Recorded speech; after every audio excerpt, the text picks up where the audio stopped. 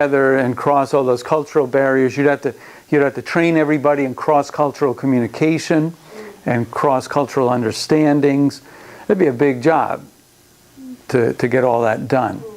Now, so what we're at in this chapter is that Stanley Dietz says that what's gone on in the world is that corporations have expanded their sphere of control, and that a lot of our lives are shaped by corporate life and corporate culture. So a lot of the way we live our lives is affected by that. And if you have relatives who work in major corporations, you know that it affects their lives. You know, when they can go on vacation, when they can take off, how much time it takes them away from the home, you know, what kind of stresses it puts on people, what people have to bring home to work. And Stanley Dietz asks the question of how can we push back this creeping power of corporate culture and corporate process in our everyday life? Is there a way that we can make that more responsive to the needs of the people who are affected by it? So he would argue like Karl Marx. We went over Marx and we did cultural studies. Stanley Dietz is kind of a neo-Marxist guy, and he would argue that there are people who have power and control over things, who use that power and control for their own interests, and they disregard the interests of others. So if you've studied the Industrial Revolution, or if you studied English history, especially English history, you know that there were people who owned mills that made fabric, or they made cotton, you know, they made string or yarn. And there would be children and women, by and large, who worked in these shops, in these mills, and under dangerous conditions for long hours. So you would have children working on machines, and they would cut their fingers off in them, and they would get their hands cut off, and then they would be fired because they couldn't work anymore. This is true. You can read it. You know, I mean, it's no big surprise. And so people like Marx looked at that and said, something is wrong with the way we've organized our economic life. We've organized our economic life so that some people have power, and they abuse and take advantage of other people. So Stanley Dietz says this is still happening today, and that if you work for a major corporation, it takes over your life, it controls you, and the decisions that are made are not in your best interest. They're in the interest of the company and the people who are making the big money in the company, and not necessarily your best interest. So I don't know how many of you whose parents work for big companies have ever had to move because of that. I know people who've had to move 6 or 8 times in their life because the company wanted you in the Texas branch now for a year, and then they wanted you in this branch for a year. And it wasn't in your best interest to do that, but it was in the company's best interest. So Dietz, like Marx, says, you know, what's the deal with this? Do we want to just let this go on, or do we want to push back somehow? Now, Karl Marx's answer to pushing back was, you know, revolution and armed, you know, although that was more Lenin's than Marx's response, but, you know, armed revolution, Mao, you know, go in with the gun and change it. Take over the companies, take over the factories, give them to the people, establish a socialist communist state where everybody will be involved, everyone's interests are represented, everybody will contribute according to their ability, and everyone will draw according to their need. That didn't work either, though, right? When they had the turnover, people got in power again and took their own advantage. So human nature continues to be a problem in all these things. So Dietz says, what are we going to do here to change this? And his answer comes out of the writings of a fellow named Habermas, Jurgen, Jürgen Habermas, who's a German theorist of society and communication and things like this. And Jürgen Habermas grew up in a time in Germany when there were the concentration camps, when there were all these things. He was a child when this was happening. And he didn't know all these things were happening. And so when he found out that all these things were happening, he became very disturbed that the political world had done this and he was not informed or asked about his opinion of this. So he's devoted his life to trying to shape a democratic society where everybody's voice gets heard, where everybody who's involved in a decision has a voice in it. And so Jürgen Habermas has created something. He talks about this problem where corporations or scientists or take over your whole life. And he says, no, we got to push that back.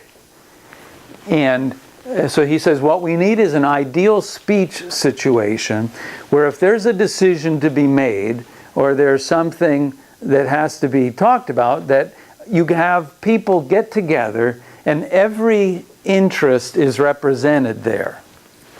Every interest is present at this table, and there is an equality around the table, at least for the conversation, and no one is afraid to speak. That everybody is there and everybody is speaking. So let's take a multinational corporation. So if everybody who's involved in a decision were represented around a table, who are some of the people who would be there?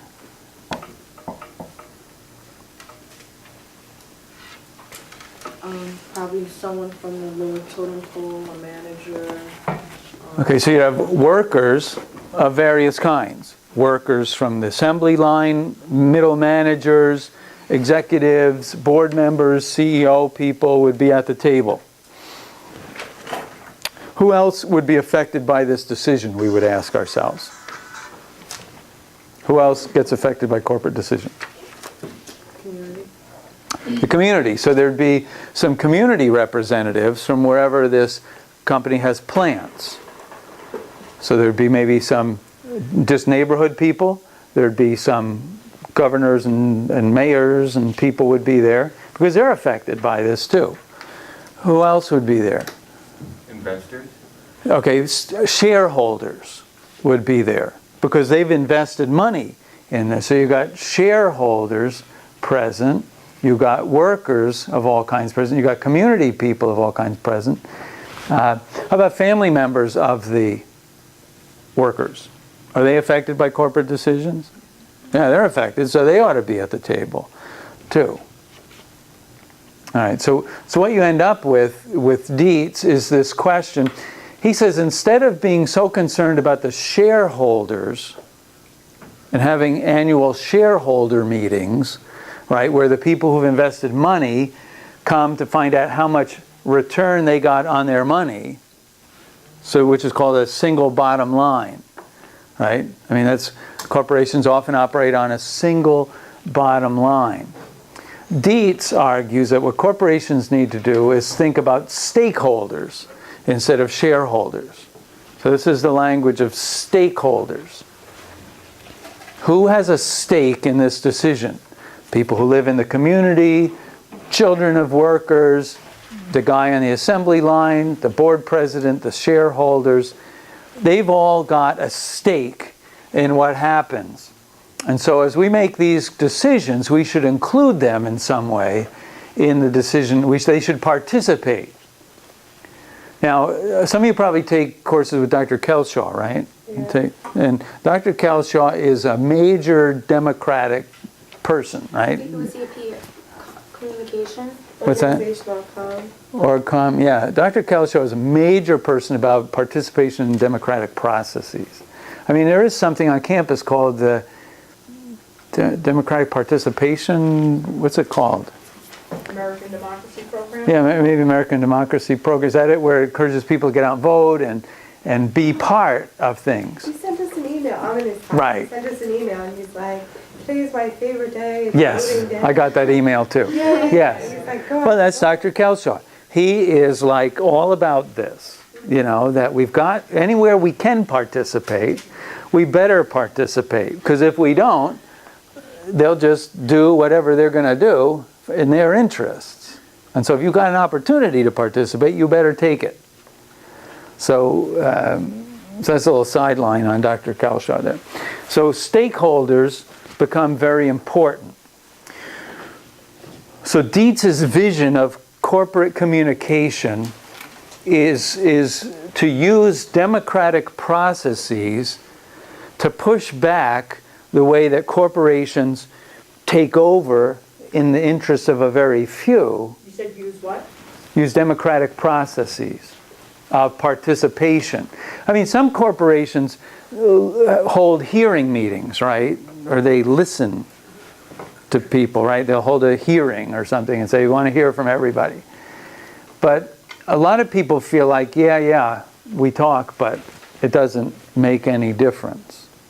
So they get jaded and they get skeptical about it. Dietz is saying real participation that affects decision-making processes. And so in corporate governance, you want this to exist. So I guess why this is in your books is a couple of reasons. One reason is that you're going to go work in corporate worlds, a lot of you. And you're going to experience this, you know, that people make decisions that affect your life and they never ask you about it. They don't get feedback from you. They don't care what happens to you, or that they don't know what's going to affect you. And so Dietz wants you to find ways to, anywhere you can participate and have a voice, and try to find ways to cultivate a different way. If you ever get to be, you know, a division vice president or a CEO of something, Stanley Dietz would want you to institute some stakeholder meetings, not shareholder meetings, but stakeholder meetings, where you get involved with the community, you figure out what's going on. Let me give you two examples of this, one negative and one positive example. There was a place in India that the name of it was Bhopal. I don't know if any of you have heard of this, or you probably wouldn't remember it, but this is back in 60s, I guess it was, or 70s. Bhopal, India, there was a company called Union Carbide that was producing various kinds of chemicals. It was a chemical, like Dow Jones Chemical Company. And so in Bhopal, they had a factory that produced gases of various kinds. And there was an industrial accident in Bhopal that spread this poison gas over the whole village where this plant was, and it killed, I don't know how many people, it killed almost the whole village of people.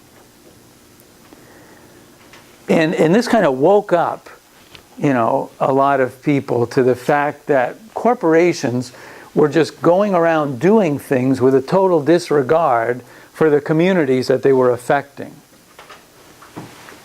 And so it led some companies to begin to think about what's called a triple bottom line.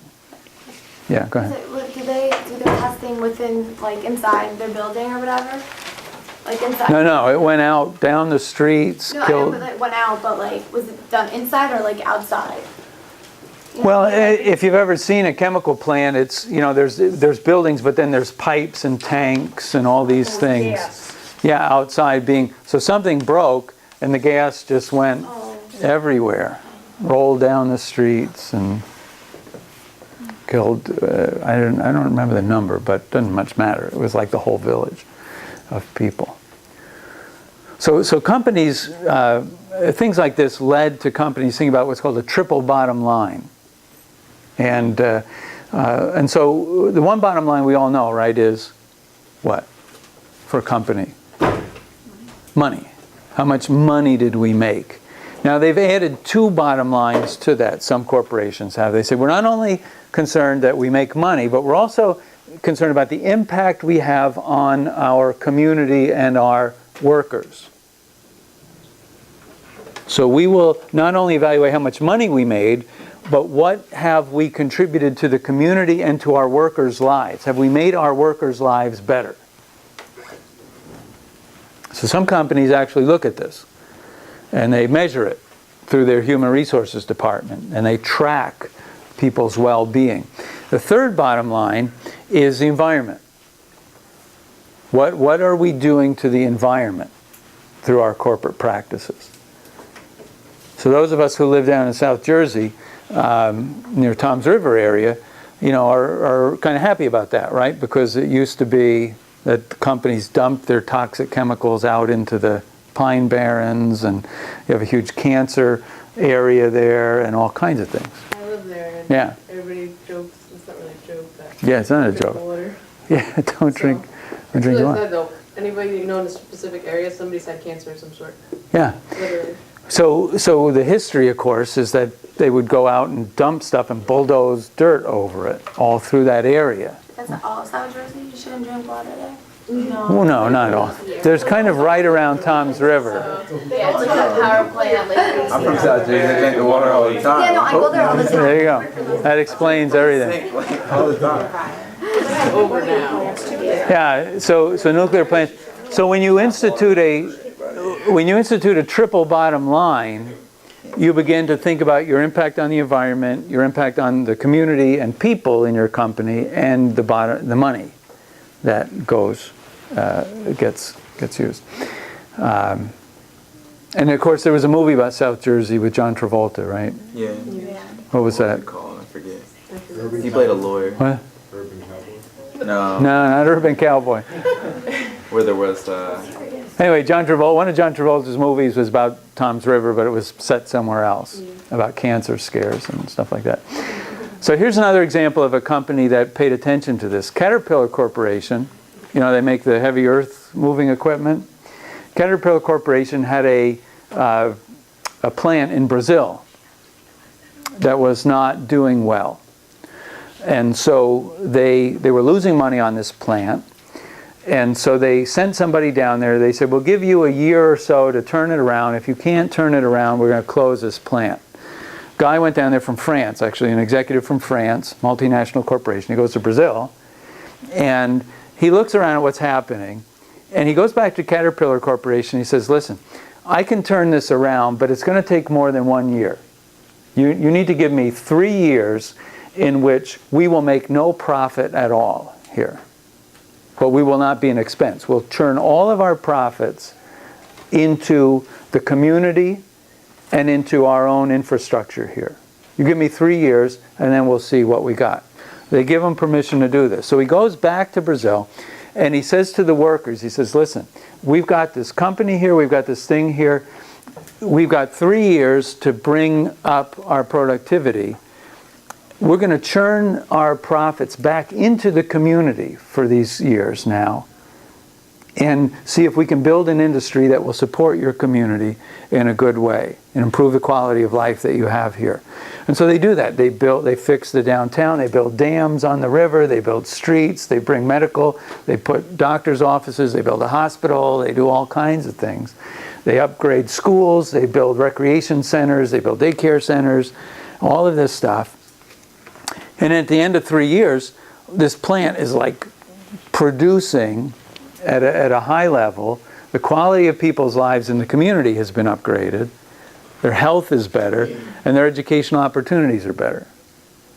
So that's just an example of where one company decided to engage people more in a participatory way in the company, and it turned out good for them and for the company.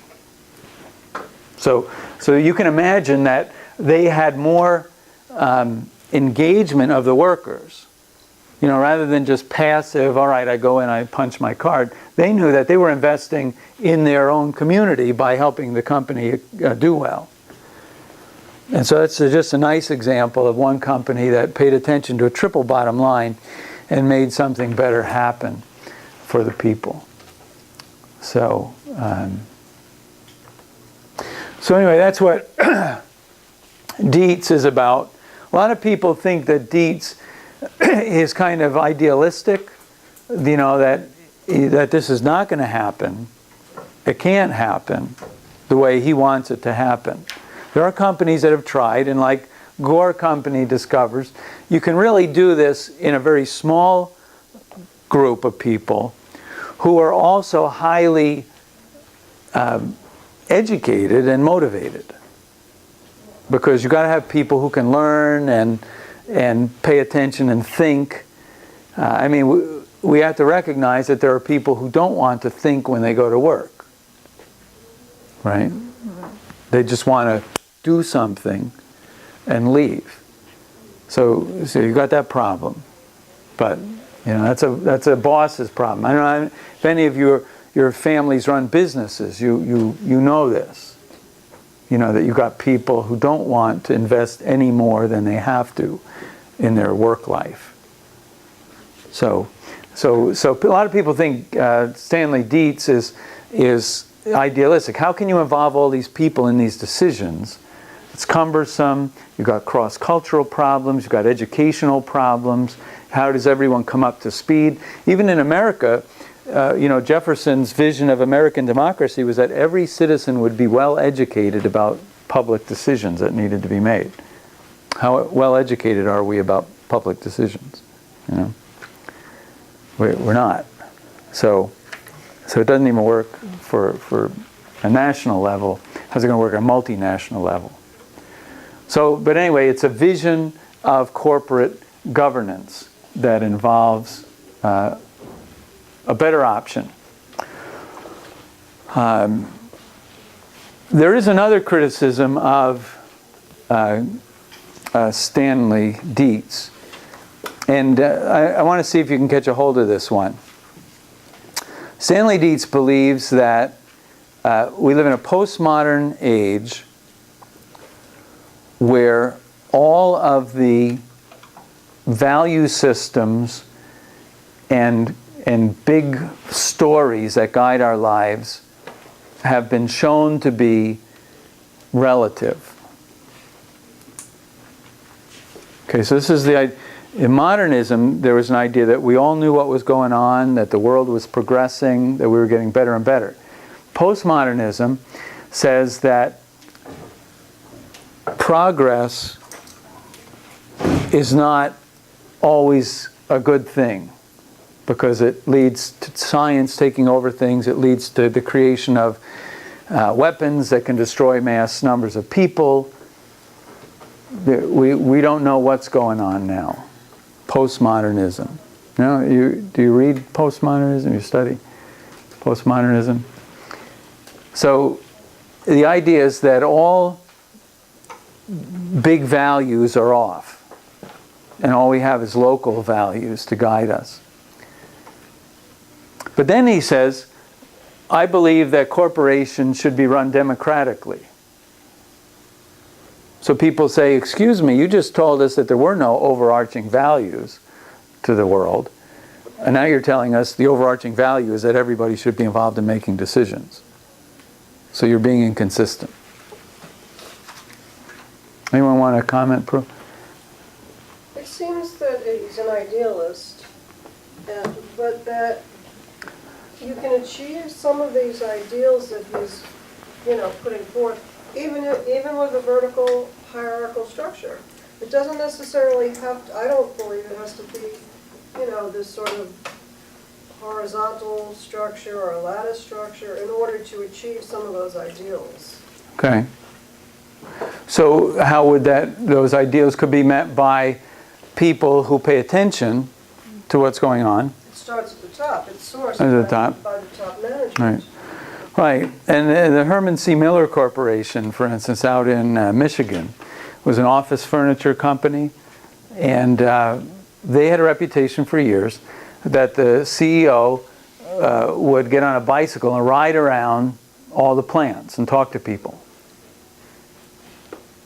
And he would get to know people by name. He would drive around the plants, talk to people about their families, about what they thought about things. How's it going here? Do you have everything you need to get your job done? He would listen to people. And it worked well. But that, you know, you can only ride your bicycle so far. You can't ride it to France and Brazil and, right. But the whole idea of postmodernism and democracy, like, I think it is two contradicting things, because if people vote one extreme and then they can change the vote to the next, they can progress and do major ideas then.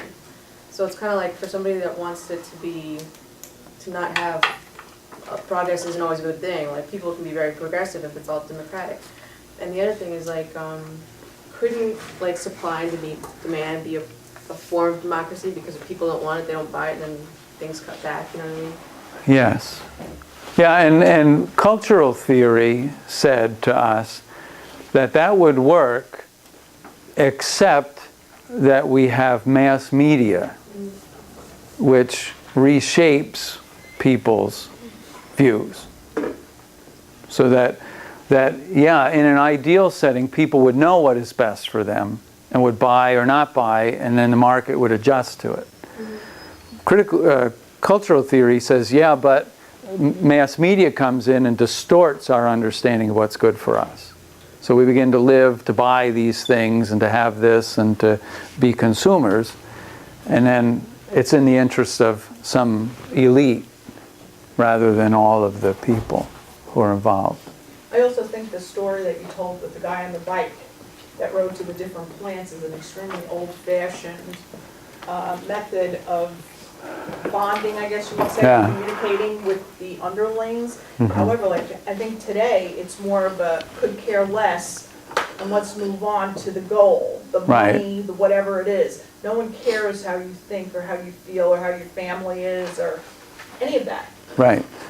And that's been accentuated since September 11, 2001, when the corporate world kind of got shook up and a lot of things got cut to the basics and a lot of people were very anxious. So it's gotten a lot more ruthless since then because of the anxiety. Well, I see it like a friend of mine, his dad works for Panasonic, and he's always traveling, and he's pushing 50, so he's at that age where they're starting to get rid of people, and he's going to retire in a couple of years. Yeah. And they're always sending him all over the place, Japan, Right. for like a week, then he comes back 2 days, he's in Kansas, then he comes Right. back, maybe a week later he's in Texas, you know, and he obviously doesn't really want to do it, but he knows if he doesn't, Right. then, you know, they don't really care that he's never home. Like, Right. never. Yeah, that's a good example of what Dietz says is a corporate disregard for the well-being of people and decision makers. You know, the bad part of that is they may be wanting to get rid of him. And I've known this in other cases, in other stories, where they will say to someone, all right, you've got 5 more years in the company, we're going to post you in Kazakhstan for the next 5 years. You know, you can take it or leave it, you know, and people are stuck. And he's also said too, like a lot of his managers now are young, you know, I guess fairly just out of college. Right. Been in the workforce a couple of years, and you know. And he's expensive because of his years of service. That's Yeah. what I stepped up, sorry. Yeah. Thanks. Good, Alyssa. The other thing I was gonna say is, like, with the whole bike thing, with them going around or whatever, Yeah. I used to work for Chili's, and we opened a new one in Tom's River, and, you know, obviously it's like a nationwide chain or whatever, but because our sales were so good, the president wanted to come out to see it. So he went around and met everybody, and to us, we're all like 18, 19, the oldest person there was the manager, and he's like in his 30s. And I was like, okay, and, you know, we didn't really see the big wow of it then, but obviously now it's a big deal looking back that the head guy of Chili's would come out to your store in Tom's Right. River. But I mean, apparently that's like a big deal with like certain corporations like that, is they like to pop in and keep up on Yeah. their, because they have a reputation to maintain, Yeah. so. Yeah, and it's a whole balance of relationships and money and decision making, and a lot of balance goes on. All right, so anyway, this was Dietz. We talked about corporate governance, stakeholders, postmodern, colonization. All right, let's take a break and we'll come back and work on your project. So come back with your project in mind. We'll look at theories that could work on your project.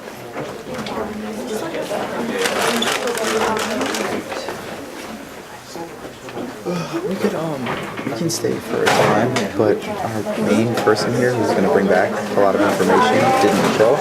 That's okay. So It'll still benefit you because we'll talk about a variety of theories and how they would apply. Okay. So, I mean, we know our issue. He was just going to come back with more, I guess, specifics for us to look at. okay. Really, that's the big issue right now. It's kind of not.